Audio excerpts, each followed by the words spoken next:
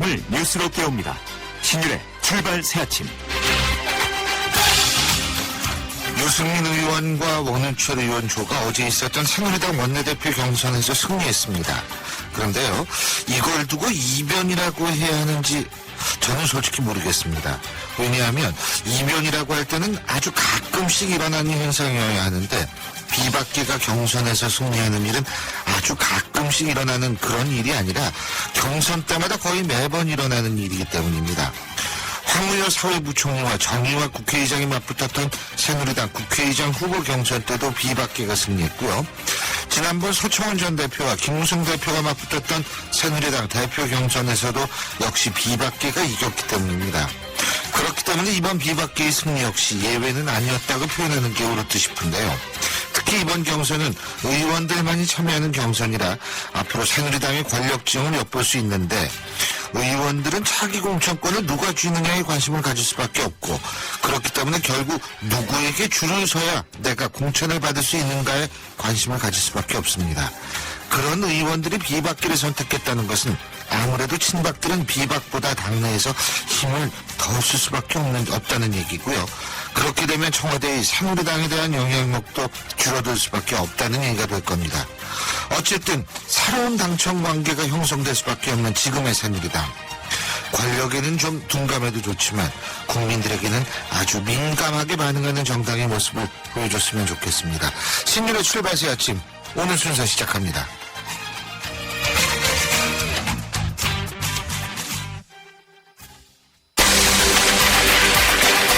뉴스를 읽어드립니다.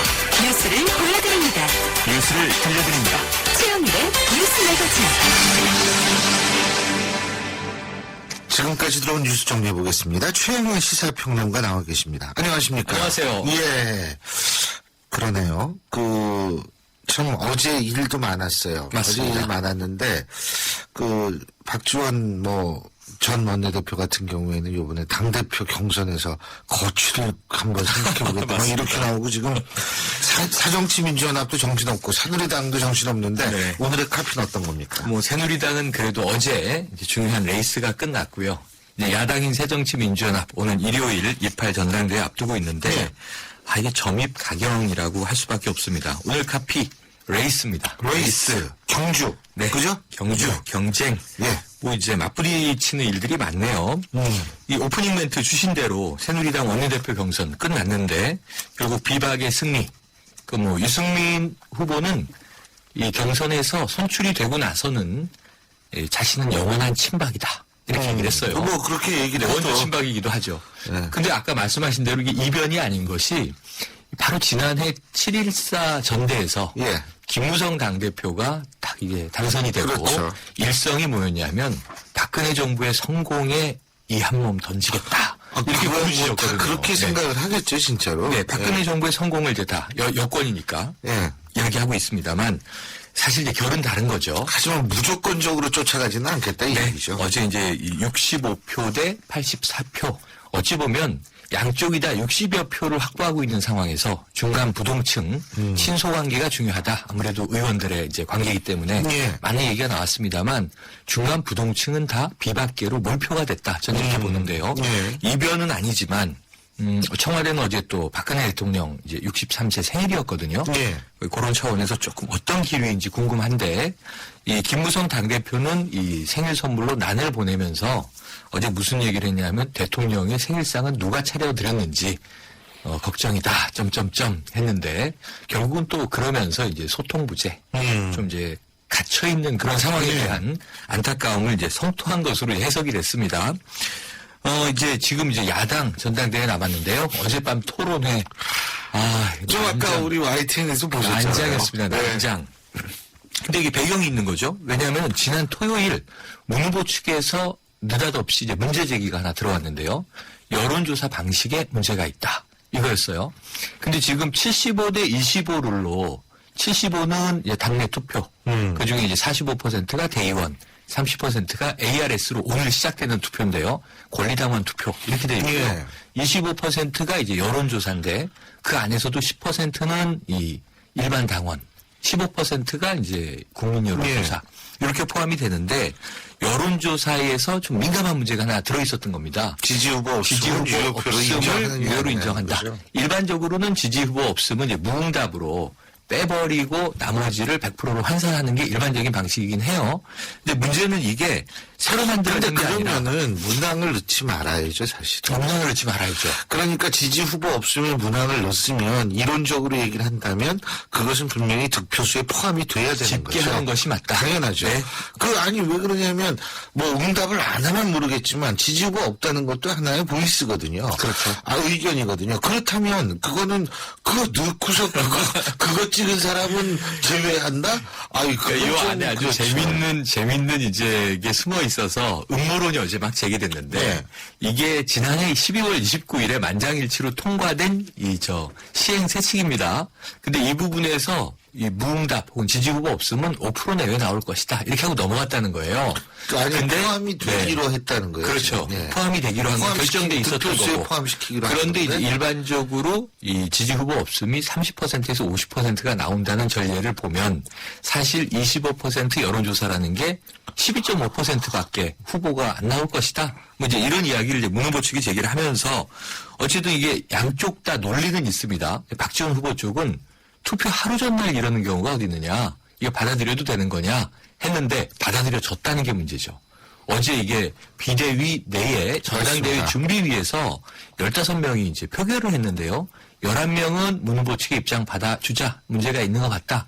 2명은 기권, 2명은 반대. 이렇게 되면서 이게 어제 늦은 오후에 받아들여졌습니다. 저는 이거 받아들여지기 어렵다고 어제 언론사에 얘기를 다 했거든요. 아, 그렇구나. 딴 근데 방송 가셔가지고. 깜짝 놀랐습니다. 예. 전화 인터뷰들이 이제 아, 정치부에서 전화 인터뷰. 들어오니까 예, 예. 이게 통과가 되겠습니까 했는데 압도적인 표결로 처리가 돼서 이 부분에 이제 또 박지원 후보 측이 강력 문제 제기를 하면서 거취 결정까지도 거론을 했는데 아니나 다를까 어젯밤에 이제 TV 매체에서 네, 이제 맞아요. 새 후보 토론을 했는데 네. 제목도 이게 야당 할 말 있습니까? 할 말 있습니까? 할 말 있냐? 네. 이건데 정말 제목을 잘 뽑았어요, 아주. 제목은 잘 뽑았는데요. 내용이 암울합니다. 어쨌든 이 결과 좀 지켜봐야 되는데요. 지금 뭐 어찌 보면 참 지켜보는 국민들에게 야당이 부응하고 있지 못하다. 어제 SNS를 제가 밤늦게까지 쭉 리뷰해 봤더니 다들 뭐 각 후보별로 싸움은 싸움이지만 대다수가 좀 이렇게 실망감, 좌절감까지 그게요. 표하고 있더라고요. 그게 뭐냐면, 사실 뭐 정책 토론을 해야 된다. 전당대회에서. 근데 정책 토론을 해도 관심을 못 받아요.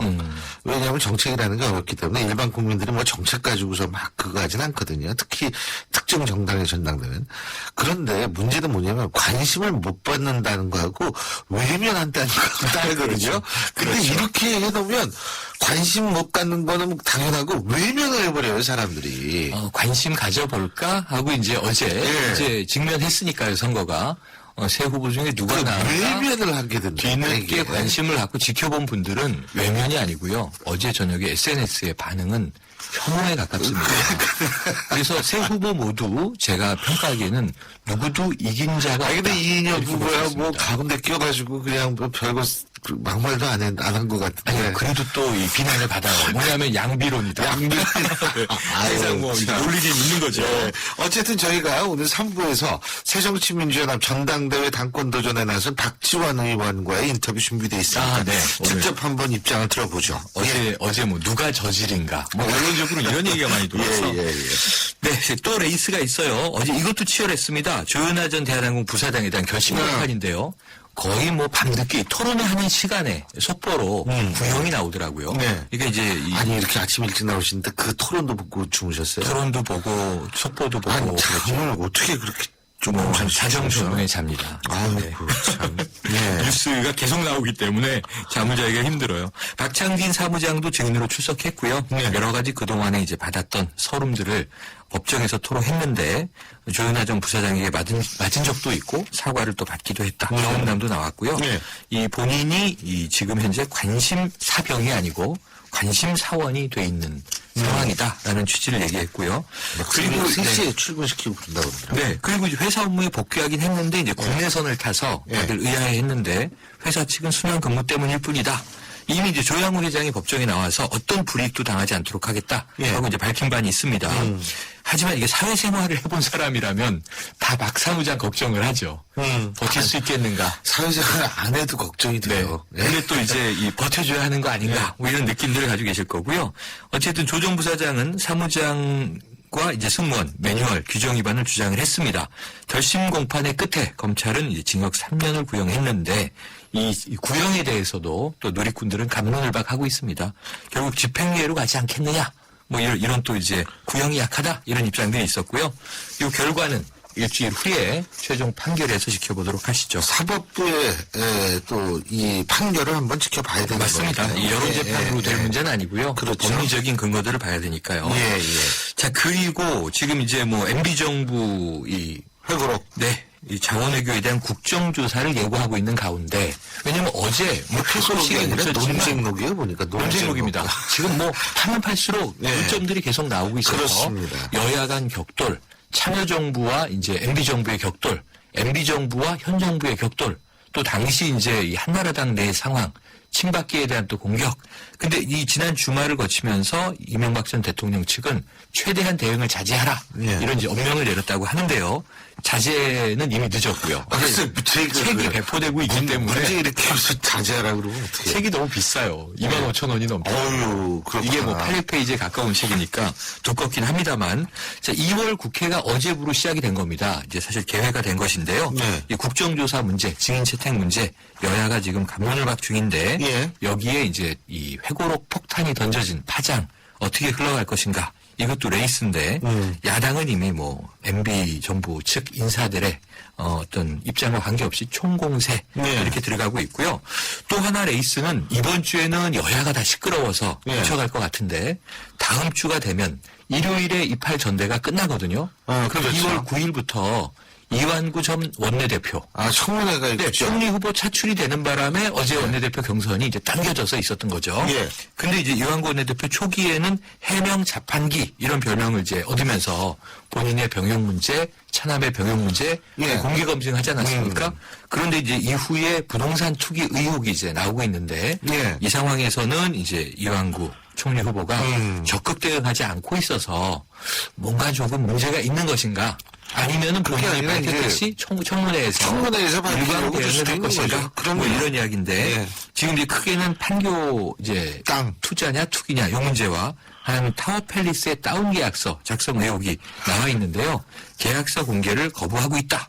야당은 지금 문개기하는 거 아니냐 이렇게 비판을 또 이제 주고받고 있는 과정이라 이것도 이제 총리 인사와 다운 계약서는 관련해서 뭐 중요한 레이스가 다운 되겠습니다. 계약서 같은 경우에는 사실 그 예전에 집사급할 때는 많이 썼던 그런 거는 사실이죠. 왜 보면 대선 때 안철수 후보도 그렇죠. 다운 다운 계약서 계약서 의혹으로 썼잖아요. 이제 시끌시끌했는데요. 이게 당시에 관례와 관행이었느냐 아니면 이제 법적 문제가 제기될 만한 문제냐. 관련인지 모르겠지만 많이들 쓴 거는 사실이니까. 자, 오늘 어떤 노래 듣고서 헤어질까요? 오늘 지금 이 레이스인데요. 네. 결국 정치권과 우리 사회 레이스는 저는 소통의 문제라고 봅니다. 소통 얘기도 참 많은데요. 이 브로콜리 너마저라는 좋은 밴드의 커뮤니케이션의 이해라고 하는 노래를 공부 삼아 들어주시죠. 커뮤니케이션의 이해.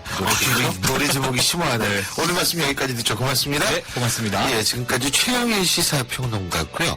자, 이 노래 함께 들으면서 신율의 출발새 아침 1부 순서는 여기서 줄이고요. 잠시 뒤 2부에서 김종훈 새누리당 의원과의 인터뷰 준비되어 있습니다. 2부에서 뵙겠습니다.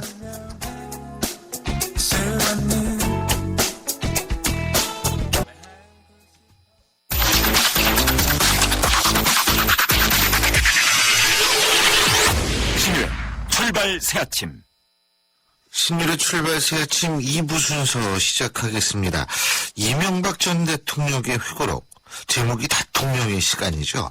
바로 이 책이 어제 정식 출간이 돼서 시중 서점에서 판매가 시작이 됐는데요. 그 후폭풍이 아직도 계속 지속되고 있습니다.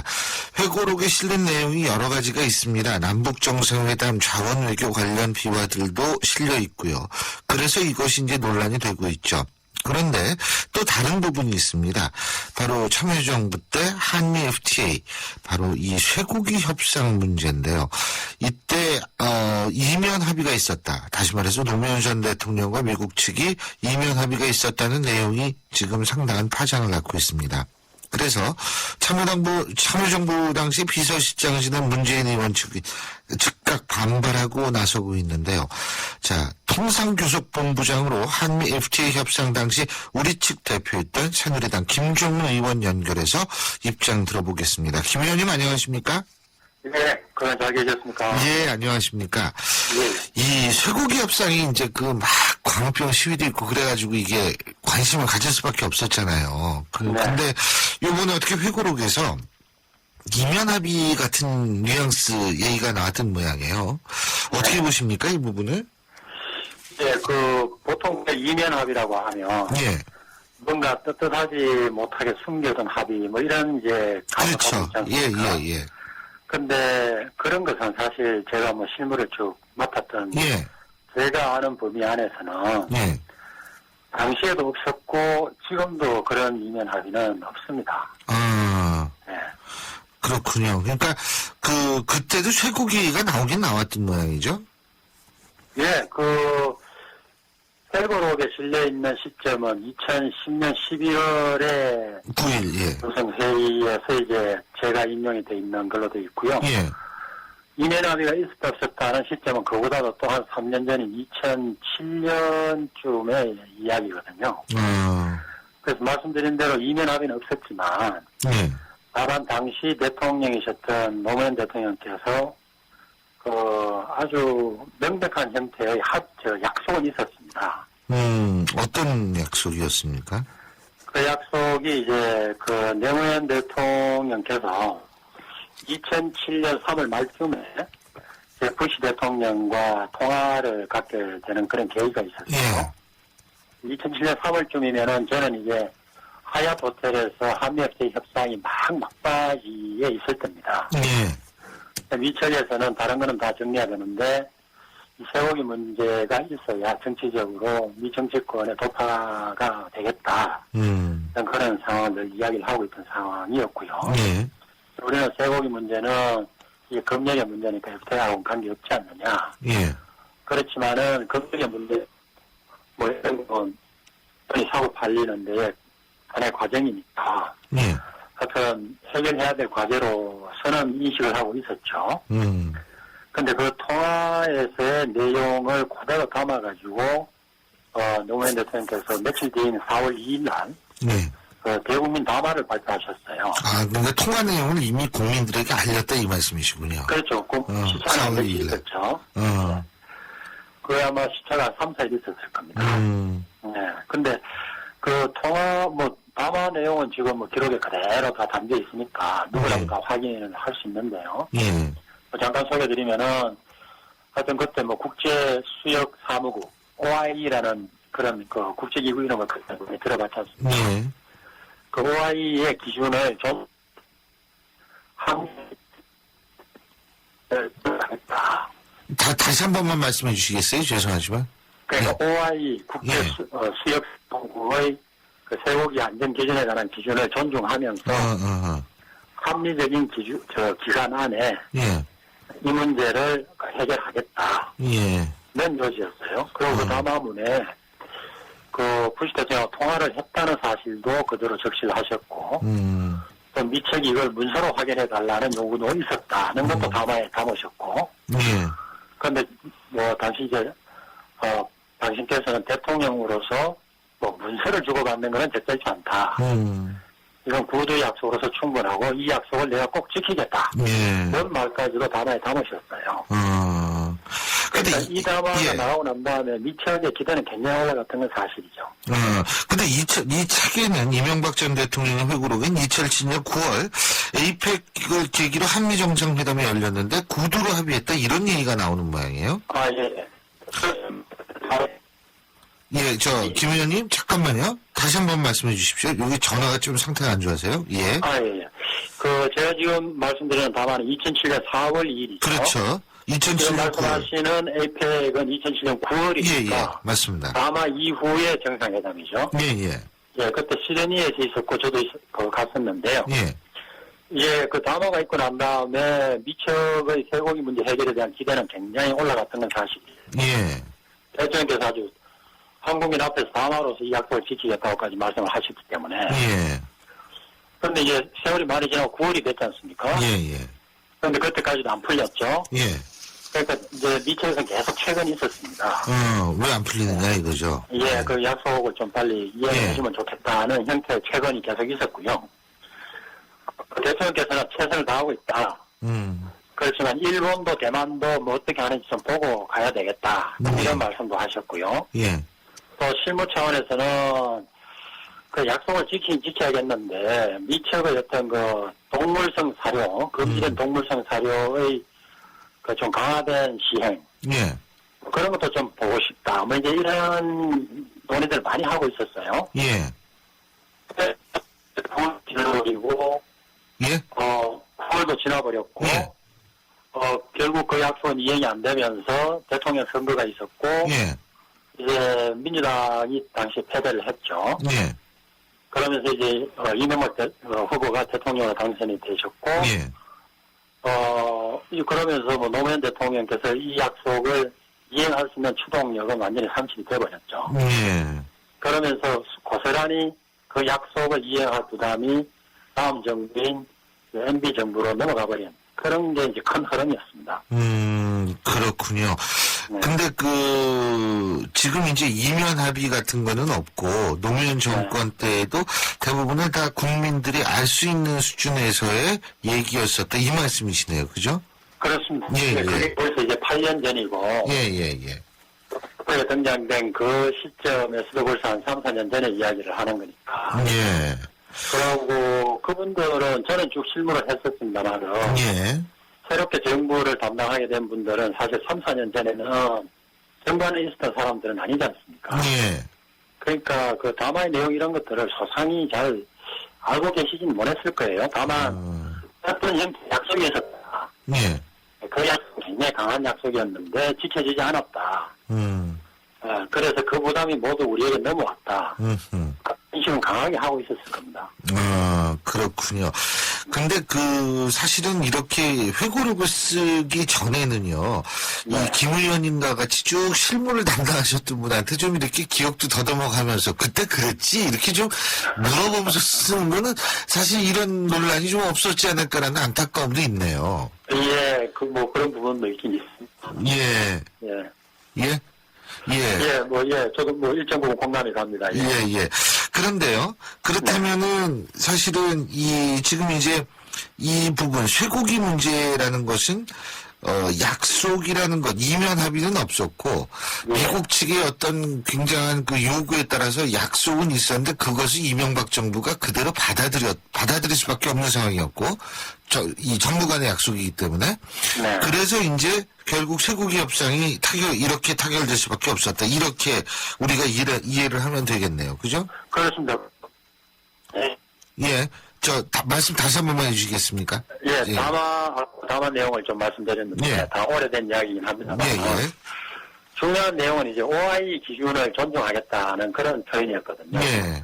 그 OI 기준이 뭐냐 하면, 예. 다 기억이 이제 가물가물하고 다 새삼스럽겠습니다만은, 미국의 광우병이 발견된 게 2003년 말쯤이었어요. 예. 그전에는 쭉 미선 속에 잘 들어오다가 이제 강호병이 생기니까 우리가 국민 건강상 안 되겠다 하고 수입을 중단을 했죠. 예. 그 수입이 중단이 돼서 미국산 쇠고기 안 들어온 게 한 2년쯤 지속이 됐어요. 2004년, 2005년 동안에 미국산 소고기가 전혀 들어오지 않았죠. 우리가 중단을 시켰으니까. 예. 그러다가 이제 OI 이런 데서 이제 쭉 기준이 나오고 했는데 그때 OI 기준이란 게 뭐냐 하면 예. 물론 강호병은 인간한테 굉장히 위험한 것이긴 한데 예. 쇠고기에서 특정한 위험 부위를 예. 제외하고 나면 나머지는 안전하다. 쇠고기라고 다 위험한 것은 아니다 이거거든요. 굉장히 과학적인 이제 그런 접근이죠. 그러니까 원령도 그렇게 중요한 것도 아니고요. 그죠? 그렇죠. 원령에 예. 관계없이 예. 위험한 부위만 제거해내면 나머지 고기는 괜찮다 이런 거죠. 그러다가 이제 2006년 3월쯤에 예. 그러면 좋다. 위험한 것 중에서 위험한 거 다 빼고 뼈도 위험하니 예. 뼈는 빼고 살코기만 받겠다. 예. 그래서 살코기가 이제 들어오기 시작했어요. 2006년부터요. 예. 그런데 살코기 중에 뼈조각들이 섞여 들어왔어요. 아. 기억나시죠? 예, 맞습니다. 예. 그랬더니 이제 난리가 우리가 났었죠, 또, 그때. 예. 이 조각이 아무리 작아도 때는 뼈다. 예. 하고 또 중단을 했죠. 그래서 뭐 그 우여곡절이 많았습니다. 중단시켰다 또 재개했다가 이렇게요. 예. 밑쪽에서는 그 뼈가 작기도 할 뿐더러 뼈라고 다 해로운 것도 아니고 그런 뼈가 나왔다고 뭐 그렇게 수입을 다 중단을 해야 되느냐. 그 과학적인 조치가 아니다. 또 이런 이제 불만이 많았어요. 예. 그렇게 진행된 것이 1년쯤 지속이 되다가 아까 말씀드린 담화문이 2004년 이제 4월에 나오게 된 겁니다. 그래서 이제 한국이 이 문제를 푸는 데는 OI 기준을 존중하면서 가겠다. 예. 그한 것에 대해서 미책이 굉장히 반영을 하고 기대를 이제 높이 갖게 됐던 거죠. 그렇군요.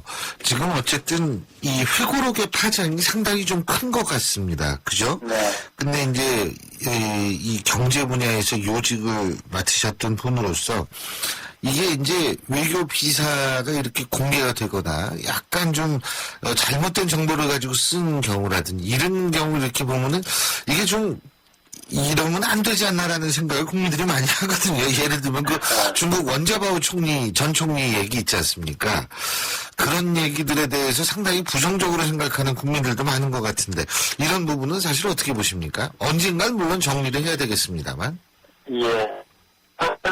예. 저 다시 한 번만 말씀해 주십시오. 예. 시작이 됐죠. 대본이요. 예, 예. 네. 저는 뭐 어제 아침에 비로소 다 알고요. 급한 대로 이제 제가 관련된 부분만 예. 읽어보지 못했습니다. 읽어보지 못하셨다고요? 예, 그래서. 그렇죠. 뭐 책 나오지도 예. 어제 나왔는데, 예. 예.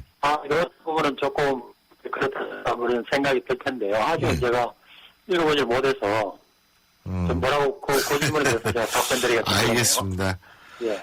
근데 어쨌든 뭐 다 국가가 잘들 하고 좋은 방향으로 나가라는 측면으로 저희가 이해를 하고 있고요. 네. 어쨌든 이 귀한 시간 내주셔서 오늘 이렇게 인터뷰해 주셔서 고맙습니다. 감사합니다. 감사합니다. 고맙습니다. 예. 지금까지 한미 FTA 협상 당시 통상교섭본부장이었던 새누리당 김종훈 의원이었습니다. 그리고 전화 상태가 좀 안 좋았죠. 여러분의 양해 부탁드리겠습니다. 경제 컬럼니스트 정철진의 경제 시선. 경제 뉴스 알아보겠습니다. 정철진 경제 컬럼니스트 연결하죠. 안녕하십니까? 네, 안녕하십니까. 예. 자, 먼저 우리 땅콩 얘기 좀 해야죠. 네, 그러면 그래야죠. 많은 분들이 이제 땅콩 그러면은 요새 땅콩 값이 다시 오르려나? 그게 아니고 땅콩 네. 회항에 대한 얘기인데 네. 조윤아 씨에 대한 결심 공판 징역 3년이 구형이 됐죠. 어제. 네, 그렇습니다. 네. 이제 어제 저녁이었죠. 서울지법 제12형사부의 이제 오성우 부장판사. 제가 이걸 왜 말씀드리냐면요. 오성우 부장판사가 아주 지금 이제 관심의 주목을 받고 있는 판사입니다. 아하. 오 판사가. 예. 그동안 뭐 전 강용석 의원도 이 심리 보고 해가지고 지금 이제 뭐 하여간 이제 오성우 판사도 의미가 있고 서울지법에 이제 서울 서부지검도 예. 이 재벌가하고의 또 악연이 있습니다. 그래서 이 공교롭게도 제가 이 두 거를 구체적으로 말씀을 드리는데 어쨌든 어제 결심 공판에서 검찰이 징역 3년 구형했습니다. 이제 구형하면서 이제 한마디 하는데 읽어봤더니요. 사적인 권위로 법 질서를 무력화시키고 공적 운송 수단을 사적으로 통제해 항공기의 안전을 위협한 중대한 범죄를 범했다. 아. 이야기까지 했고요. 예. 좀 많이 나온 게 여모상무 있지 않습니까? 이 대한항공 객실승무본부의 이제 상무인데, 예. 그다음에 김무 국토교통부 조사관도 왜냐하면 그 정보를 미리 빼돌렸다. 이 두 네. 명에게는 각각 징역 2년을 구형했습니다. 조현아 씨 혐의 크게 5가지인데요. 이제 가장 이제 큰 죄, 항공보안법상 항공기 항로 변경.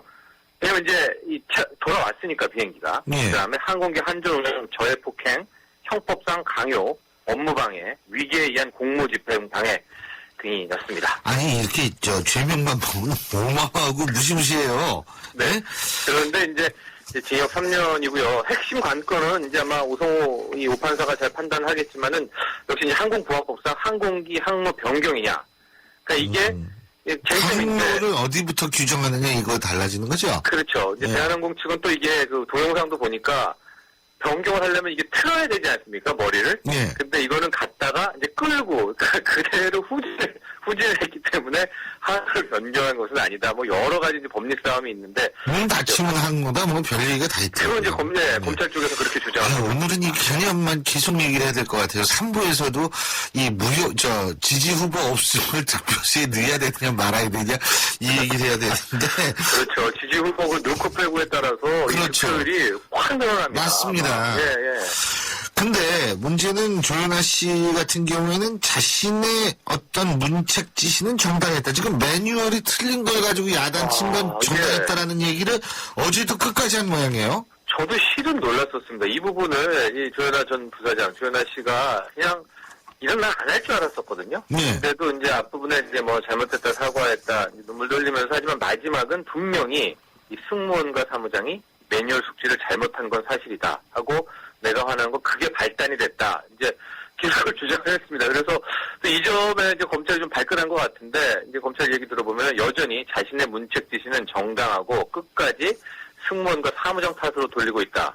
그동안 언론을 통해 사과와 반성은 비난 여론에 못 이겨서 하는 것일 뿐 진지한 자성의 결과를 찾기 어렵다. 이런 이야기까지 했었는데 네. 특히 이제 조현아 전 부사장이 계속 고개를 숙이고 있었는데 하여간 어제는요. 어제 저녁에 이제 상당히 좀 확신에 찬 목소리로 이런 말을 했다. 뭐 이렇게 좀 이제 전언이 들리고 있습니다. 그런데 그리고 이제 그 폭행 부분에 있어서 지금 이제 박찬진 부사장을 그 서류철로 세네 박찬진 차례를 사무장을 예. 네, 박찬진 사무장을 내리쳤다. 예. 그 부분은 이제 폭행에 대해서는 또 인정을 안 했습니다. 그리고 이제 어제 증인으로 이제 박찬진 사무장이 나왔죠. 예, 나왔는데 한 번도 쳐다보지 않았다고 그래야 되나요? 고개를 들지 않고 조현아 씨가 예, 박찬진 사무장 증인석 쪽은 쳐다보지 않았더라. 이런 전언도 있습니다. 근데 그 박찬진 사무장 같은 경우에 어떻게 근무를 좀 잘했으면 좋겠는데 말이에요. 그죠? 근데 그렇습니다. 그게 뭐 지금, 참 조직성을 하기는 힘든 상황일 거예요. 예, 어제 얘기 좀 증언들 들어보면은 대한항공 측에서 그렇진 않았겠지만 이제 관심사원을 분류를 하고 있고 이상하게 이제 스탠바이하는 이 스케줄표에서 꼭 새벽 3, 4시부터 근무가 시작되더라.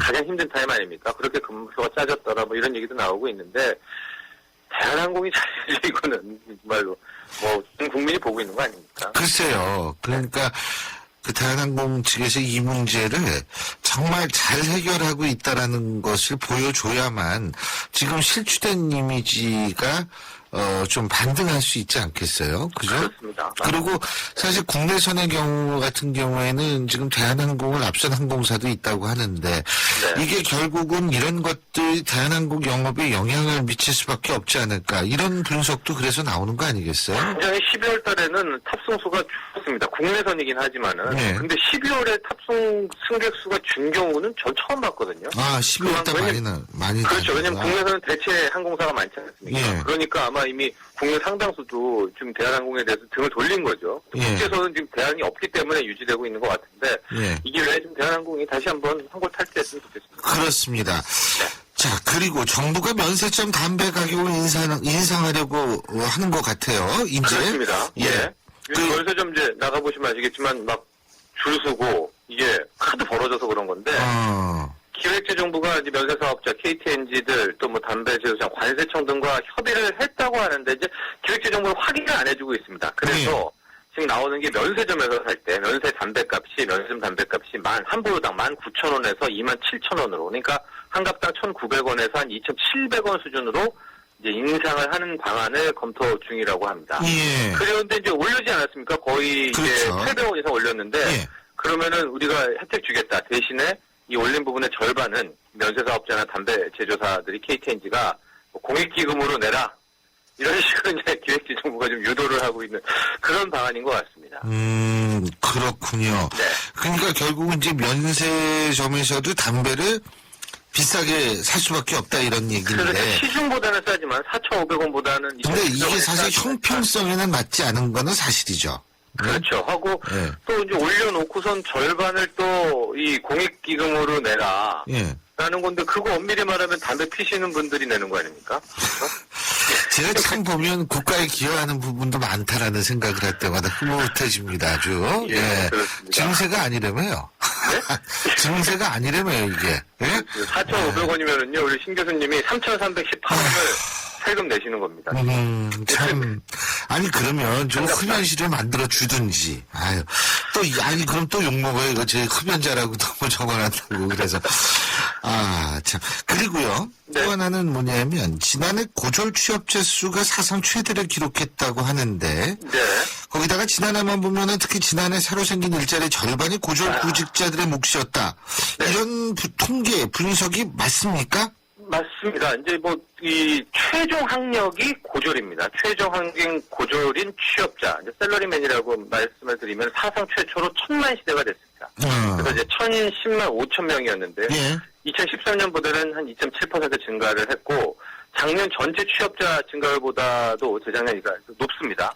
게다가 이제 말씀하신 것처럼 재작년에 새로 생긴 게 2014년에 53만 개 정도 되는데 일자리가 예. 이 중에 절반을 다 이제 고졸 취업자가 차지를 했습니다. 그래서 현재 우리가 흔히 말할 때 2,400만 명 셀러리맨이라기도 하고 2,000만 명 셀러리맨이라기도 하고 2,500만 명 셀러리맨 좀 많은데 2,500만 명으로 잡으면은 40%는 현재 이제 고졸인 셀러리맨이다. 고졸 취업자다. 이렇게 보시면 됩니다. 근데 지금 우리나라 대학 진학률이 한 60%에서 70% 사이 정도 되지 않습니까? 그렇죠? 아닙니다. 아직까지는 70%를 지키고 있는 겁니다. 지키고 있는 건가요? 예, 그럼 70%라고 치고요. 예.